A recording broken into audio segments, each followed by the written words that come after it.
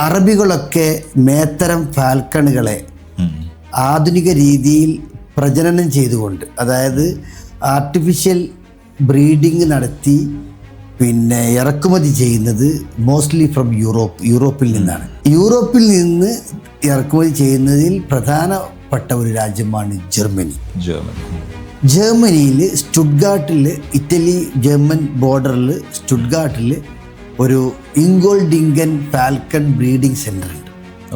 അവിടെ നിന്നാണ് ഫാൽക്കൺസിനെ കൃത്രിമ ബീജസങ്കലനം നടത്തി കൂടുതൽ ഫാൽക്കണുകളെ പിന്നെ പ്രൊഡ്യൂസ് ചെയ്തുകൊണ്ട് ബ്രീഡ് ചെയ്തുകൊണ്ട് ഇങ്ങോട്ട് അറബ്സ് വാങ്ങിക്കൊണ്ടിരുന്നത്.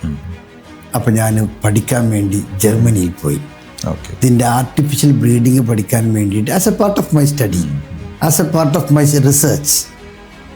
അങ്ങനെ അവിടെ നിന്ന് എൻ്റെ പഠനം പൂർത്തിയായി തിരിക്കുന്നതിൻ്റെ തലേന്ന് ഞാൻ ഈ ജർമ്മൻ ഡോക്ടർക്ക് ഒരു ഫോൺ ചെയ്തു. ജർമ്മനിയിൽ നിന്ന് ജർമ്മൻ നമ്പറിൽ നിന്നൊരു ഫോൺ ചെയ്തു. നിങ്ങൾ ജോലി തരാത്തത് കൊണ്ട് താങ്കളുടെ നാട്ടിൽ വന്ന് പഠിച്ച് വൈകാതെ തന്നെ എനിക്കൊരു PhD കിട്ടാൻ വേണ്ടി പോവാണ്. Thank you so much for your denying the job.